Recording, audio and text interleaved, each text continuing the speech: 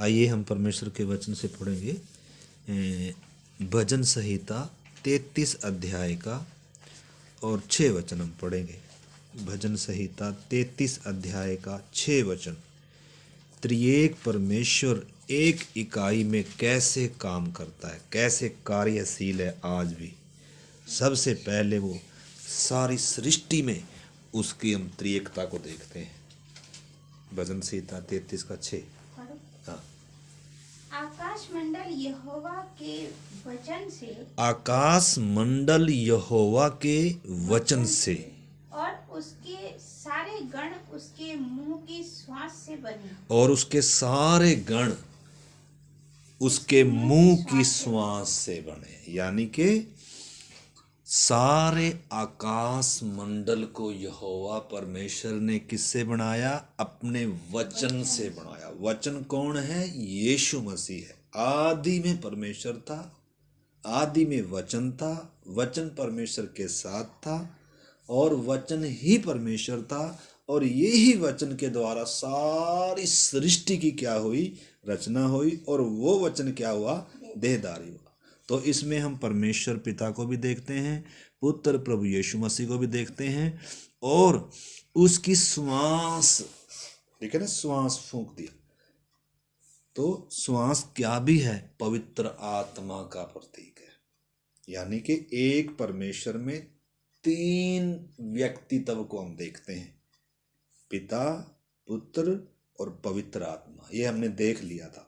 मतलब सारी सृष्टि में त्रिएक परमेश्वर कैसे काम करता है। जब हम देखते हैं कि आदि में परमेश्वर ने आकाश और पृथ्वी की क्या करी? सृष्टि करी। तो किसने करी?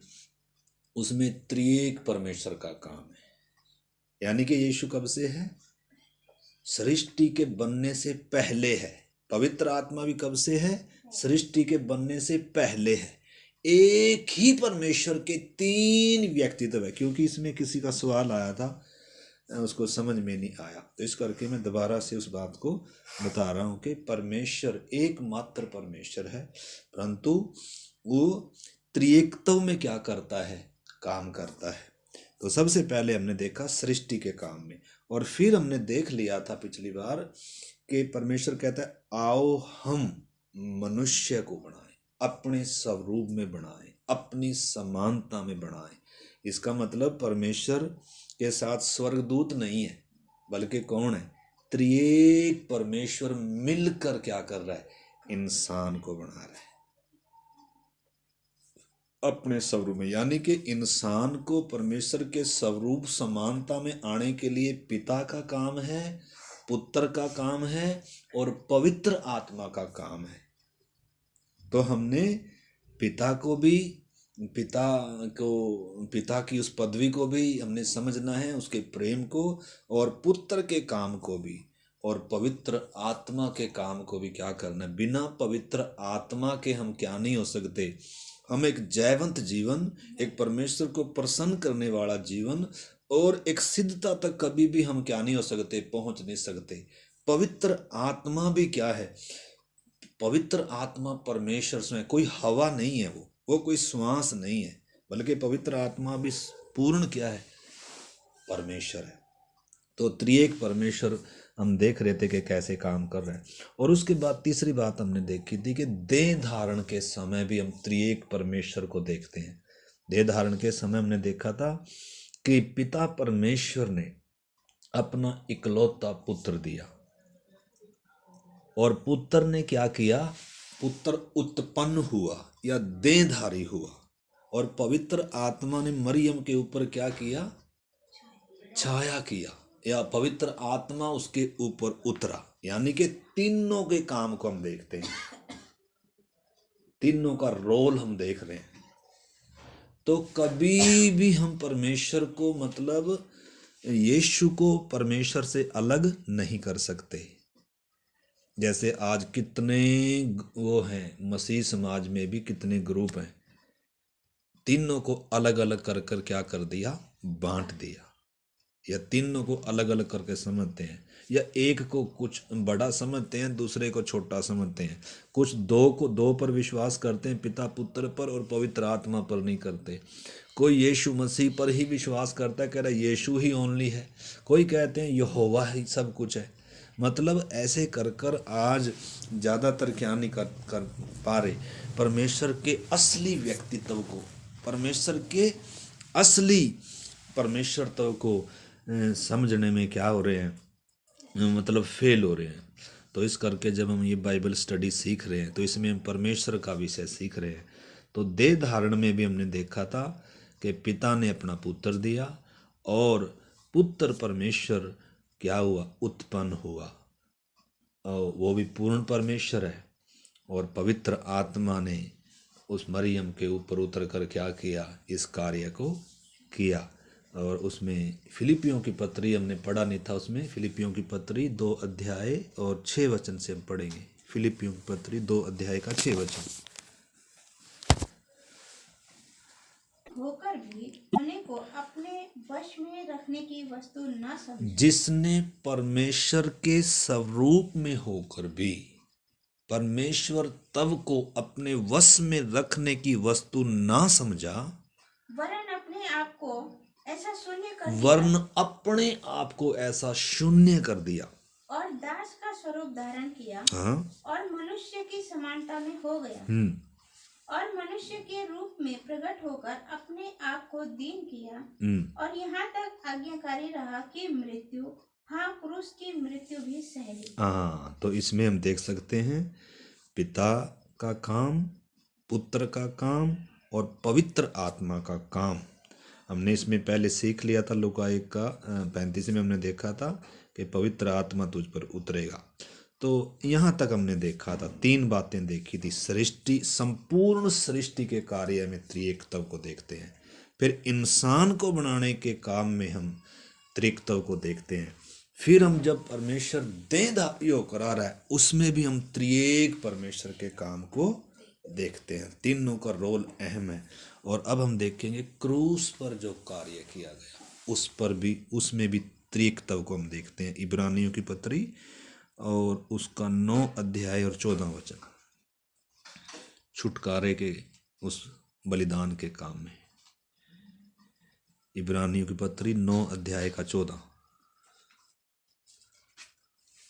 जिसने अपने आप को सनातन आत्मा के द्वारा परमेश्वर के सामने निर्दोष चढ़ाया, तो मसीह का लहू, जिसने अपने आप को सनातन आत्मा के द्वारा परमेश्वर के सामने निर्दोष चढ़ाया। इधर भी हम 3 को देखते हैं, यानी कि एक बलिदान हो रहा है किसके द्वारा, पवित्र सनातन आत्मा के द्वारा। और किसके, कौन बलिदान को स्वीकार कर रहा है, परमेश्वर स्वीकार कर रहा है। लिखा है परमेश्वर के सन्मुख चढ़ाया, किसके सहायता से, सनातन आत्मा के द्वारा। किसने, यीशु ने। तो इधर भी त्रिएकत्व का काम हम देख सकते हैं, ठीक है ना। मतलब पिता परमेश्वर ने कलवरी का बलिदान क्या किया, स्वीकार कर रहा है, और पुत्र क्या कर रहा है, अपने आप को अर्पित कर रहा है। और पवित्र आत्मा परमेश्वर यीशु ने अपने आप को सनातन आत्मा के द्वारा क्या किया, अर्पित कर रहा है। इसमें भी हम क्या करते हैं, यीशु मसीह आपको मालूम है पवित्र आत्मा का काम या रोल हम यीशु मसीह के जीवन में भी हम देखते हैं। अगर हम उदाहरण के तौर पर मत्ती 4 अध्याय में पढ़ते हैं तो उसमें लिखा है 4 अध्याय में, पवित्र आत्मा यीशु को लेकर गया, कहाँ, जंगल में। क्यों, ताकि इबलीस से क्या, उसकी परीक्षा हो। और जब हम उसमें मरकुस में पढ़ते हैं तो मरकुस में लिखा है पवित्र आत्मा ने यीशु को जंगल में भेजा। और जब हम लूका में पढ़ते हैं तो उसमें लिखा है यीशु पवित्र आत्मा से भरा हुआ जंगल में गए। यानी कि यीशु मसीह के उसमें पवित्र आत्मा का क्या है, एक रोल था। यानी कि त्रिएक परमेश्वर यीशु बार बार कह रहे थे, पिता मुझ में और मैं पिता में हूँ, पिता मेरे साथ है, पिता मेरी गवाही देता है। और उसके साथ पवित्र आत्मा के बारे में भी हम देखते हैं। तो यानी कि पवित्र आत्मा का रोल है, ठीक है। और अब हम देखेंगे पांचवी बात, हमारे उद्धार के काम में त्रिएकत्व का काम। इसके लिए हम परमेश्वर के वचन से पढ़ते हैं। सबसे पहले आप पहला यूहन्ना और 4 अध्याय का 10 वचन पढ़ेंगे।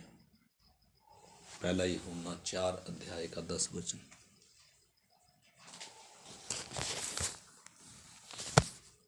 इसमें नहीं कि हमने परमेश्वर से प्रेम किया, हाँ पर इसमें है कि उसने हमसे प्रेम किया हाँ और हमारे पापों के प्रायश्चित के लिए अपने पुत्र को भेजा। यानी कि पिता ने हमसे प्रेम किया, पिता का हम रोल देखते हैं। और उसने किसको भेजा? पुत्र को भेजा हमारे पापों के प्रायश्चित के लिए। तो हमारे उद्धार में हम परमेश्वर के काम को देख सकते हैं, त्रिएक परमेश्वर को हम देख सकते हैं। उसमें जब हम देखते हैं, यीशु मसीह ने 15 अध्याय लूका में बताया। लूका 15 अध्याय का आप निकाल लीजिए, 20 वचन में पढ़ेंगे लूका 15 का। तब वह उठकर अपने पिता के पास चला। वह अभी दूर ही था कि उसके पिता ने उसे देखकर तरस खाया और दौड़कर उसे गले लगाया और बहुत चूमा। हाँ, तो इधर हम देखते हैं पिता को, यीशु मसीह यानी कि पिता परमेश्वर के उस दयालु पिता के प्रेम को, उसकी दया को क्या करके दे रहा है? प्रकट करके दे रहा है। यानी कि पापी इंसान के उद्धार में जो पिता का रोल है, पिता एक पापी व्यक्ति को क्या कर रहा है? स्वीकार कर रहा है, उसको वस्त्र पहना रहा है, उसको क्षमा कर रहा है, उसको फिर से अधिकार दे रहा है। यानी कि यीशु मसीह ने जो उदाहरण दिया मनुष्य के उद्धार के लिए, पिता परमेश्वर को एक स्वर्गीय और दयालु और प्रेमी पिता कर कर क्या करके दे रहा है? प्रकट कर कर दे रहा है। मनुष्य के उद्धार में परमेश्वर का रोल इधर देखते हैं। तो ये तो परमेश्वर का रोल है। और हमारे उद्धार में पुत्र का रोल क्या है, उसमें हम देखते हैं इसी लूका में जब हम पढ़ते हैं, लूका 15 का 4 से पढ़ें। तुम में से कौन है जिसकी 100 भेड़ें हों और उनमें से एक खो जाए तो 99 को जंगल में छोड़कर उस खोई हुई को जब तक मिल ना जाए खोजता ना रहे। और जब मिल जाती है तब वह बड़े आनंद से उसे कंधे पर उठा लेता है। तो इधर हम देखते हैं पुत्र प्रभु यीशु मसीह का हमारे उद्धार में जो रोल है, हमारे उद्धार में उसका रोल क्या है? वो हम पापियों को ढूंढ कर आया।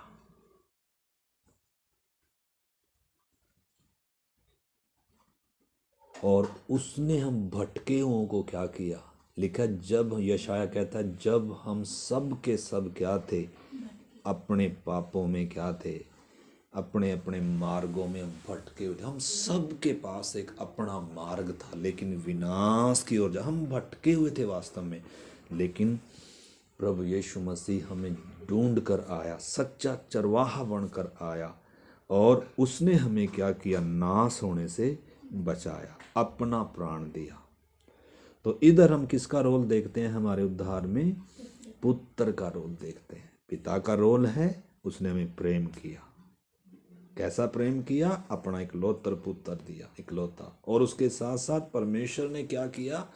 हमें स्वीकार किया, हमारे पापों का दोष हम पर नहीं लगाया, हमारे गुनाहों की सज़ा हमें नहीं दी, जबकि सज़ा हमें मिलनी थी। जबकि हम उड़ाऊ पुत्र के समान, एक पापी व्यक्ति का चित्रण प्रभु यीशु मसीह बता रहा है कि एक उड़ाऊ पुत्र जिसने कुकर्म कर कर क्या किया, अपनी संपत्ति को, पिता की संपत्ति को उड़ाया। स्वर्ग और पिता के विरोध में इसने क्या किया, पाप किया।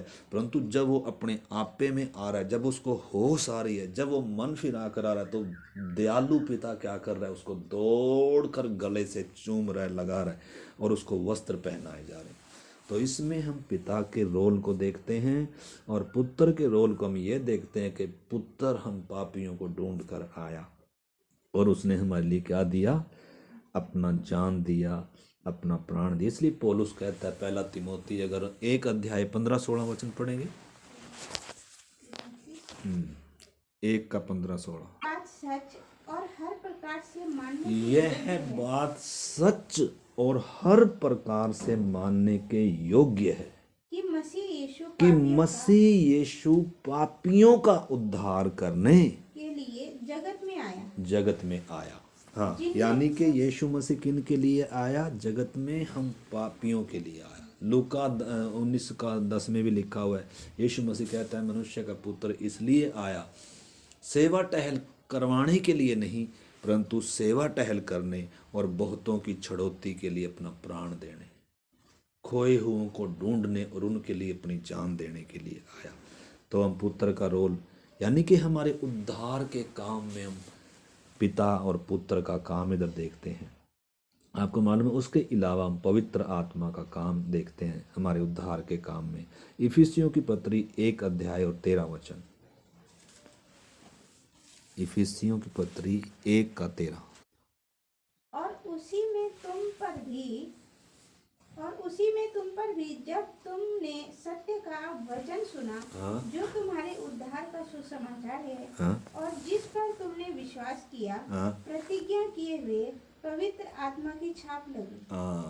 पवित्र आत्मा ने क्या लगाई, छाप लगाई, मोहर करी गई पवित्र आत्मा की।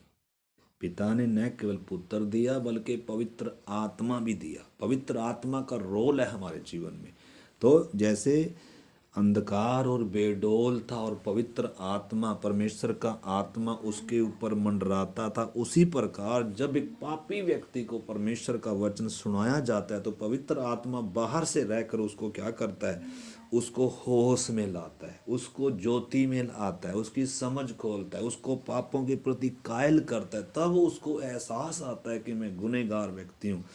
तो पवित्र आत्मा का रोल हम देखते हैं। बिना पवित्र आत्मा के कोई भी यीशु को क्या नहीं बोल सकता, प्रभु और उद्धारकर्ता बोल नहीं सकता है। तो पवित्र आत्मा का हमारे जीवन में बहुत बड़ा क्या है, न केवल हमारे उद्धार में बल्कि हमारी सिद्धता में भी लाने के लिए पवित्र आत्मा का बहुत बड़ा क्या है, रोल है।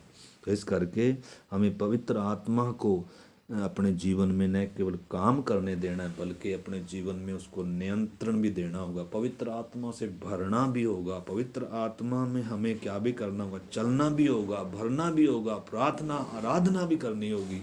तभी हम मतलब उस स्तर तक क्या हो सकते हैं, पहुंच सकते हैं। और परमेश्वर वचन में साफ लिखा है, जो कोई प्यासा हो, जो कोई मांगेगा, जो कोई खटखटाएगा, बिना पक्षपात के परमेश्वर सबको क्या करेगा, अपनी आत्मा से भरेगा।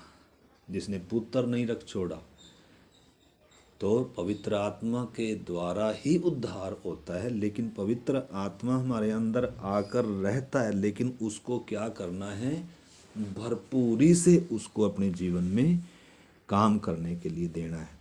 तो फिलहाल हम देख रहे हैं हमारे उद्धार में पवित्र आत्मा का रोल। 1 कुरिन्थी 6:11।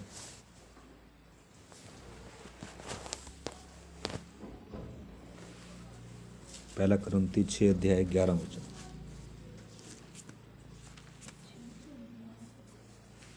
और तुम में से कितने ऐसे ही थे, ऊपर लिस्ट दी गई है, लिखा क्या तुम नहीं जानते कि अन्यायी लोग परमेश्वर के राज्य के वारिस न होंगे। धोखा न खाओ, न वेश्यागामी, न मूर्ति पूजक, न परिस्तगामी, न लुच्चे, न पुरुषगामी, न चोर, न लोभी, न पियक्कड़, न गाली देने वाले, न अंधेर करने वाले, परमेश्वर के राज्य के वारिस न होंगे। और तुम में से कितने ऐसे ही थे, परंतु तुम प्रभु यीशु मसीह के नाम से और हमारे परमेश्वर के आत्मा से धोए गए और पवित्र हुए और धर्मी ठहरे। तो पवित्र आत्मा का अहम रोल है हमारे उद्धार में। बिना पवित्र आत्मा के कोई अपने गुनाह नहीं स्वीकार कर सकता, और जब गुनाह स्वीकार नहीं कर सकता तो यीशु को भी कोई प्रभु कर कर, उद्धार करता कर कर स्वीकार नहीं कर सकता है। यही बात उसमें लिखी है, पहला कुरिन्थी 12 का 3 और 4 पढ़ लीजिए थोड़ा सा। परमेश्वर की आत्मा कहता कि यीशु श्रापित है, और न कोई पवित्र आत्मा के बिना कह सकता कि यीशु प्रभु है। हाँ, मतलब पवित्र आत्मा के बिना कोई भी, सबसे पहली बात तो होश में आ ही नहीं सकता। पवित्र आत्मा एकदम मनुष्य के अंदर नहीं आता, परंतु बाहर से रहकर मंडलाता है, और जब वो होश में आ जाता है, जब अपने पापों को मान लेता है और यीशु को अपने प्रभु के रूप में जब स्वीकार लेते करता है, जब पवित्र आत्मा उसे काम उसके जीवन में काम करता है, तब पवित्र आत्मा अंदर वास करता है। वचन का बीज लेकर अंदर एक व्यक्ति के आता है, परंतु पहले बाहर से काम करता है पवित्र आत्मा, ठीक है ना, क्योंकि इंसान के अंदर पाप है जब तक। तो जब उसको होश आई और उसने यीशु को अपना प्रभु माना, पवित्र आत्मा ने उसमें इसकी सहायता करी, और जब उसका पाप से उद्धार हुआ तब पवित्र आत्मा उस व्यक्ति के अंदर आता है।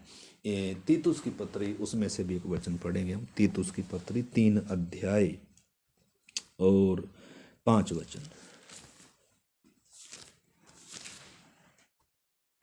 वे भक्ति का भेष तो धरेंगे ना 3 का तीतुस लिखा है, तो उसने हमारा उद्धार किया। ऊपर से 4 से अगर हम पढ़ें, लिखा है, पर जब हमारे उद्धार करता परमेश्वर की कृपा और मनुष्यों पर उसका प्रेम प्रकट हुआ, तो उसने हमारा उद्धार किया, और यह धर्म के कामों के कारण नहीं जो हमने आप किए, परंतु अपनी दया के अनुसार नए जन्म के स्नान और पवित्र आत्मा के हमें नए बनाने के द्वारा हुआ। पवित्र आत्मा ने नया बनाया, पवित्र आत्मा ने धोया, पवित्र आत्मा ने पवित्र किया, पवित्र आत्मा ने होश में लाया, और पवित्र आत्मा सिद्धता तक लेकर जाएगा। इसलिए पवित्र आत्मा की भरपूरी, पवित्र आत्मा की अगुवाई, पवित्र आत्मा में प्रार्थना, पवित्र आत्मा में आराधना सिद्धता तक लाने के लिए एक व्यक्ति के जीवन में अहम स्थान रखता है। ये बातें हमें कभी इसको इग्नोर नहीं करना चाहिए। पवित्र आत्मा की भरपूरी के लिए हमने प्रयास करना चाहिए, मांगना चाहिए, भूख और प्यास रखनी चाहिए, ठीक है ना। तो इसमें हम देख रहे हैं कि हमारे उद्धार के काम में, सिद्धता के काम में त्रिएक परमेश्वर का क्या है, रोल है। एक बात और हम देखते हैं, प्रार्थना में भी तीनों का रोल। जब हम प्रार्थना करते हैं, उस प्रार्थना के काम में भी, या प्रार्थना में भी त्रिएक तब कैसे काम करता है, वो भी हमें समझना जरूरी है। मेरे साथ आप पढ़ें यूहन्ना 16 का 23 वचन। यूहन्ना सुसमाचार 16 का 23 वचन। उस दिन तुम मुझसे कुछ न पूछोगे, मैं तुमसे सच सच कहता हूँ, हाँ? यदि पिता से कुछ मांगोगे तो वह मेरे नाम से तुम्हें देगा। पिता से कुछ मांगोगे मेरे नाम से, वो तुम्हें क्या करेगा, देगा। यानी कि जब हम प्रार्थना करते हैं तो हम किससे करते हैं, पिता परमेश्वर से करते हैं। किसके नाम से करते हैं, पुत्र के नाम से करते हैं, यीशु के नाम से करते हैं। यानी कि पिता को हम कैसे जाने, यीशु के द्वारा जाने। पिता के पास हमारी पहुंच कैसे हुई? यीशु के द्वारा हुई। और पिता के पास जब हम प्रार्थना के लिए जाते हैं तो किसके नाम से जाते हैं? पुत्र के नाम से जाते हैं। तो यानी कि जब हम प्रार्थना करते हैं तो हमने इसमें भी त्रिएक परमेश्वर का जो काम है उसको समझना है। हम जब प्रार्थना करते हैं पिता परमेश्वर से करते हैं, पुत्र के नाम से करते हैं। एक बार और पढ़ो 16 का 23। उस दिन तुम मुझसे कुछ न पूछोगे, मैं तुमसे सच सच कहता हूँ, यदि पिता से कुछ मांगोगे तो वह मेरे नाम से तुम्हें देगा। हाँ, तो पिता से प्रार्थना की जाती है, पुत्र के नाम से की जाती है। और इसमें पवित्र आत्मा का रोल क्या है? रोमियो की पत्री 8 अध्याय का 26 वचन, 8 का 26।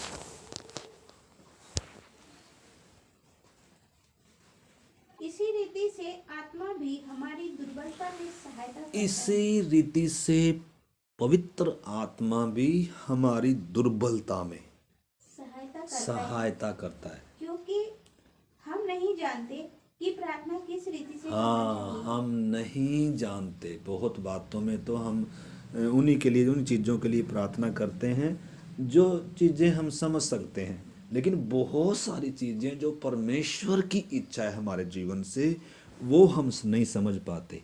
उसके लिए पवित्र आत्मा दिया गया। और पवित्र आत्मा हमारी क्या करता है? प्रार्थना करने में सहायता करता है, मदद करता है। तो प्रार्थना हम पिता से करते हैं, विनती हम पिता से करते हैं। बात जब कर रहे हैं पुत्र के नाम, हाँ पुत्र से भी प्रार्थना करते हैं, यीशु से भी प्रार्थना करते हैं, परंतु त्रिएक का वो जो सिस्टम है वो हमने समझना है। और पवित्र आत्मा की मदद से कुछ बातें, कुछ प्रार्थना, आराधना, स्तुति हम बुद्धि से करते हैं, लेकिन उसके साथ साथ हम किस में भी करना है? पवित्र आत्मा हमारी क्या करता है? हमारी दुर्बलता में हमारी मदद करता है। पूरा पढ़ लो उसका, 26 तक पूरा हो गया। एक बार और पढ़ो।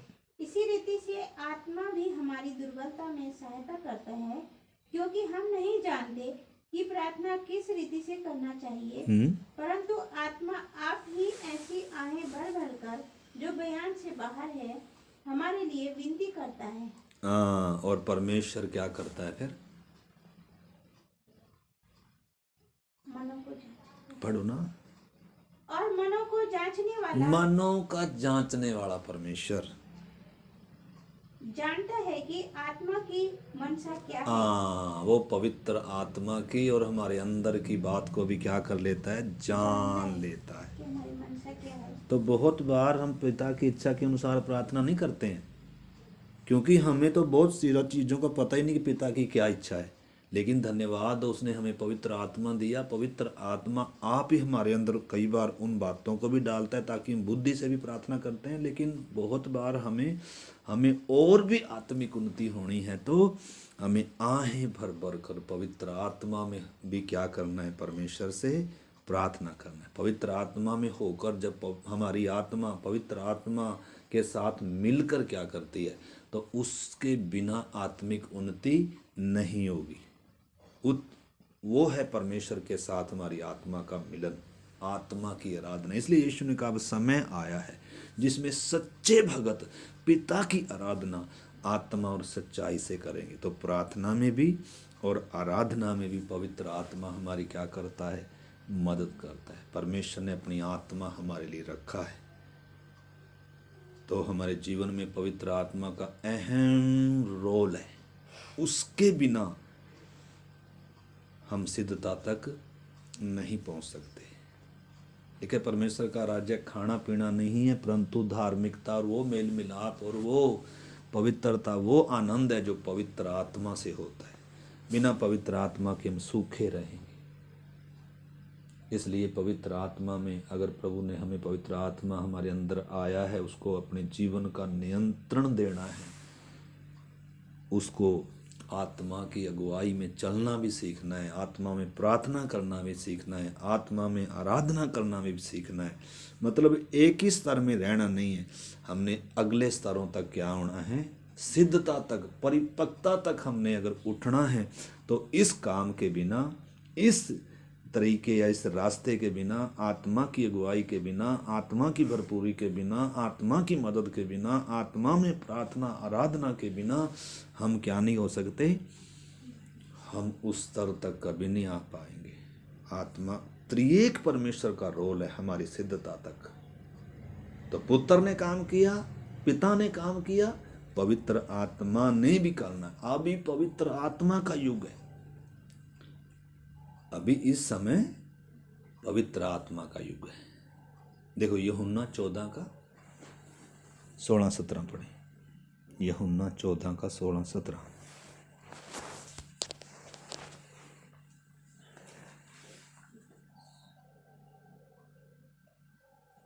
मैं पिता से विनती करूंगा और वह तुम्हें एक और सहायक देगा। देखो हम त्रिएक परमेश्वर का रोल देख रहे हैं। बहुत सारे बोलते हैं ओनली जीसस वाले, वो पिता पर विश्वास नहीं करते, पवित्र आत्मा पर विश्वास नहीं करते। यहोवा विटनेस वाले हैं, वो भी पुत्र पर और पवित्र आत्मा पर उतना, यानी कि बहुत सारे हैं, ग्रुप हैं। मसीह समाज बहुत बड़ा है। आज भी कितने हैं यूट्यूब पर जो पवित्र आत्मा का आराधना करना, प्रार्थना करना, अन्य भाषा का क्या करते हैं, विरोध करते हैं। लेकिन इधर साफ लिखा है। इसलिए बुद्धि की प्रार्थना अलग है, बुद्धि की आराधना अलग है, बुद्धि के गीत अलग हैं, लेकिन आत्मा में गीत, आत्मा में प्रार्थना, आत्मा में आराधना करना अलग है। आत्मा के अनुसार चलना, वो बातें अहम रोल है हमारे जीवन में उन बातों का। तो 16 में आगे भी पढ़ो। मैं पिता से विनती करूंगा, हाँ? और वह तुम्हें एक और सहायक देगा कि वह सर्वदा तुम्हारे साथ रहे। सर्वदा तुम्हारे साथ रहे। एक सहायक यीशु मसीह है। यीशु मसीह आज भी हमारे लिए क्या कर रहा है, विनती कर रहा है। वो कहाँ है, वो परमेश्वर के सन्मुख है, स्वर्ग में है। अगर आप उसको रोमी 8 का 34 पढ़ें और इब्रानियों की पत्री 7 का 25 पढ़ें, उसमें साफ लिखा है हमारे लिए महायाजक के तौर पर, मलकीसेदेक की रीति पर सदा हमारे लिए विनती निवेदन करने के लिए वो जिंदा है, हमारे लिए मदद, हमारे लिए प्रार्थना कर रहा है। बार स्वर्ग में यीशु मसीह कर रहा है, हमारा मध्यस्थ होकर हमारे लिए विनती कर रहा है, क्योंकि वो हमारी निर्बलताओं को जानता है। वो हमारे हर उस हालात को जानता है, क्योंकि वो इन हालातों से गुजरा है। उसको पता है अकेलापन क्या है, उसको पता है दुनिया जब त्यागती है तो कैसा अनुभव होता है, उसको पता है भूखा, उसको मतलब इंसान के जीवन में जो जो समस्या आती है, सारी समस्याओं से यीशु क्या है, वाकिफ है।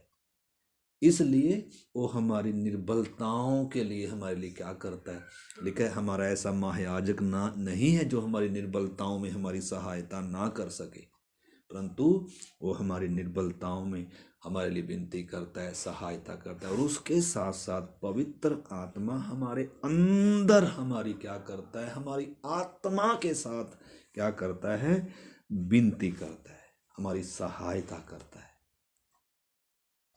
ठीक है ना, 17 में पढ़ लिया। अर्थात सत्य का आत्मा जिसे संसार ग्रहण नहीं कर सकता, क्योंकि वह न उसे देखता है और न उसे जानता है। तुम उसे जानते हो क्योंकि वह तुम्हारे साथ रहता है और वह तुम में होगा। तुम में होगा। तो संसार इसको क्या नहीं करता, ना तो देख पाता, ना समझ पाता, और ना उसको क्या करता है, ग्रहण करता है।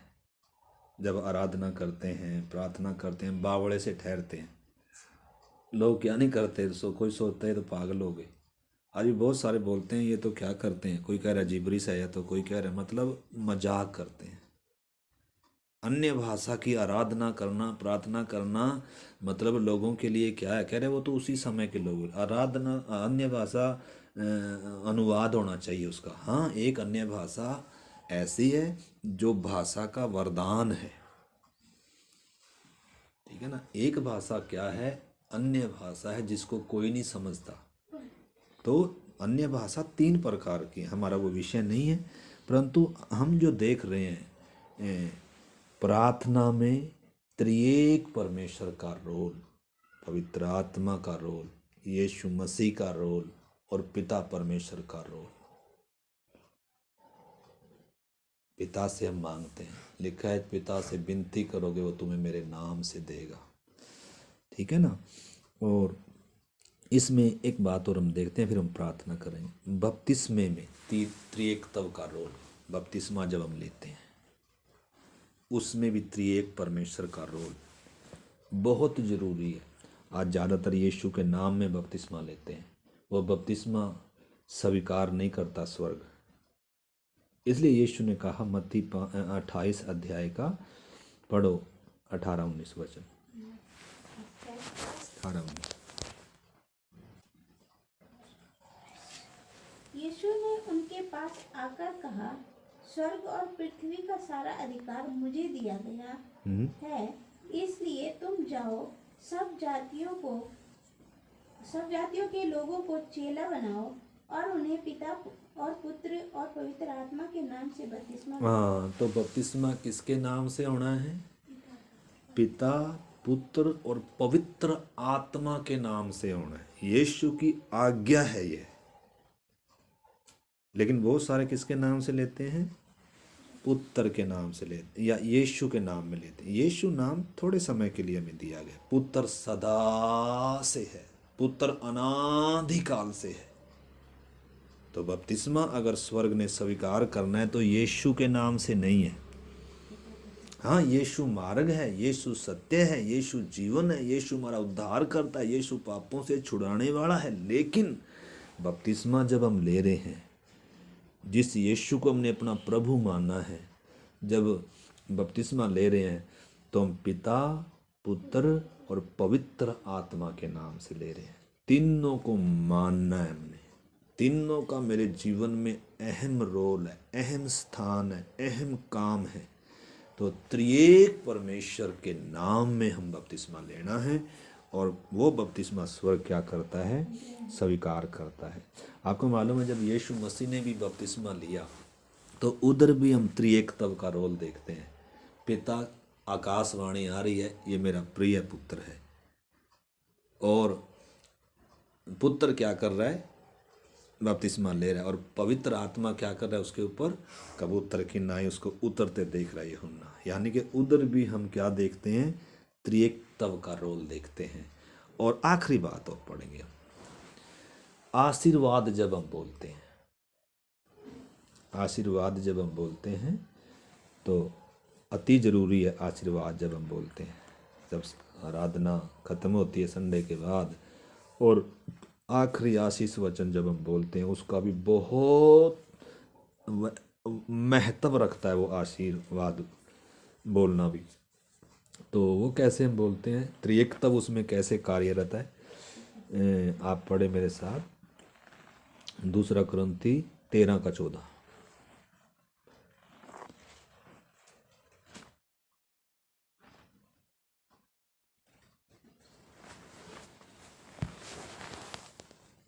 दूसरा कुरिन्थियों 13:14।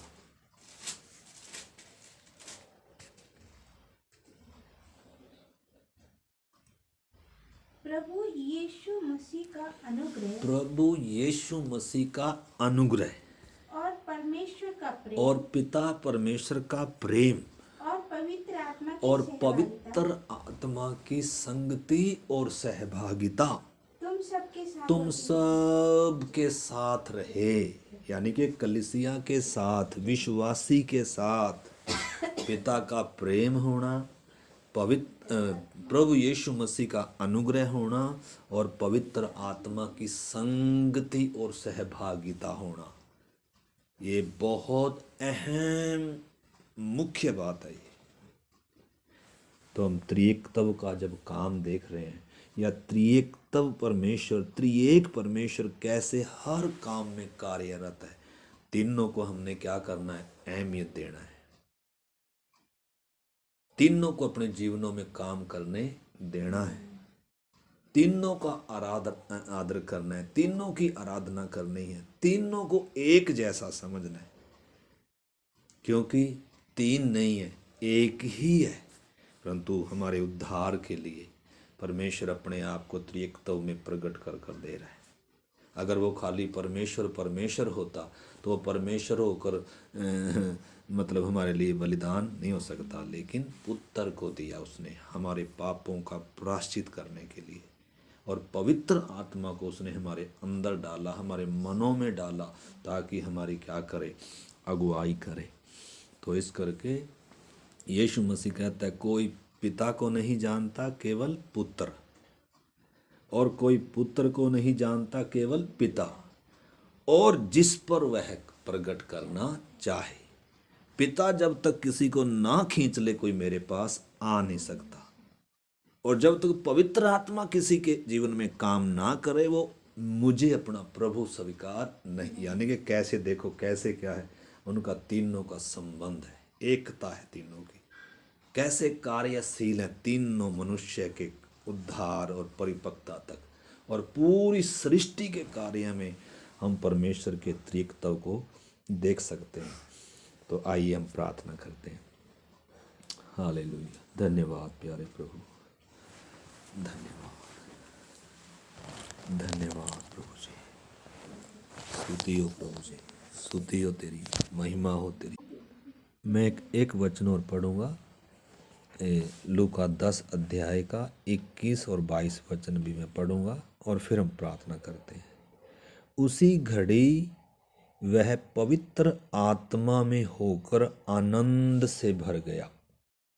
पवित्र आत्मा में होकर आनंद से भर गया, यानी कि एक व्यक्ति को आनंदित करने के लिए लिखा है, स्वर्ग का राज्य खाना पीना नहीं, परंतु वो धार्मिकता, वो मेल मिलाप है, और वो आनंद है जो पवित्र आत्मा से होता है। तो यीशु भी इधर आत्मा में होकर आनंद से भर गया और कहा, हे पिता, स्वर्ग और पृथ्वी के प्रभु, मैं तेरा धन्यवाद करता हूँ कि तूने इन बातों को ज्ञानियों से और समझदारों से छिपा कर रखा और बालकों पर प्रकट किया। हाँ हे पिता, क्योंकि तुझे यही अच्छा लगा। मेरे पिता ने मुझे सब कुछ सौंप दिया है, और कोई नहीं जानता कि पुत्र कौन है, केवल पिता, और कोई पिता और पिता कौन है यह भी कोई नहीं जानता, केवल पुत्र, केवल पुत्र के, और वह जिस पर पुत्र उसे प्रकट करना चाहे। तो पुत्र पिता को प्रकट कर कर दे रहा है, पिता पुत्र को प्रकट कर कर दे रहा है, और पवित्र आत्मा दोनों को प्रकट कर कर दे रहा है। हालेलुया।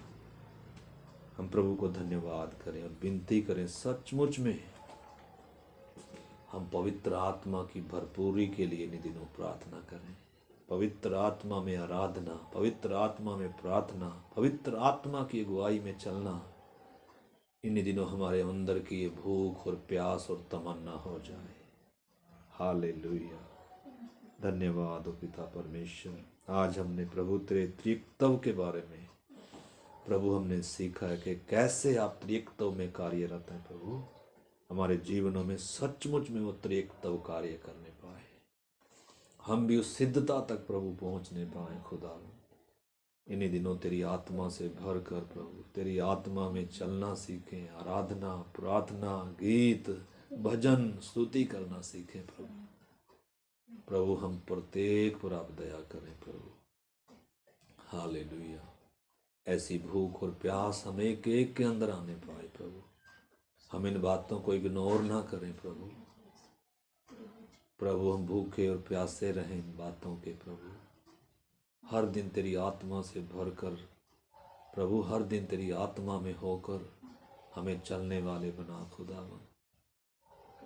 प्रभु बिना तेरी आत्मा के ओ खुदावन कुछ भी संभव नहीं है प्रभु। तूने कहा ये शक्ति से नहीं, बल से नहीं, ये मेरी आत्मा के द्वारा होगा। प्यारे प्रभु हम विनती करते इन दिनों तेरी आत्मा की भरपूरी के लिए हम चिंता करें प्रभु। तेरी आत्मा के चलने की हम चिंता करें। तेरी आत्मा के अनुसार हम प्रार्थना आराधना करने की हम चिंता करें प्रभु। हर एक के अंदर, हम सब के अंदर, मेरे अंदर, हम सब के अंदर ऐसी भूख और प्यास दे प्रभु। हम तेरी आत्मा से भरे रहें खुदा, ताकि तुझे प्रसन्नदायक हो सके। आपके हाथ में सौंपते हैं अपने जीवनों को। धन्यवाद इस वचन के लिए। सारा आदर पिता हम आपको देते हुए हमारे उद्धारकर्ता आपके प्रिय पुत्र प्रभु यीशु मसीह के नाम से हम प्रार्थना को मांगते हैं। आमीन। जय सबको महाराज।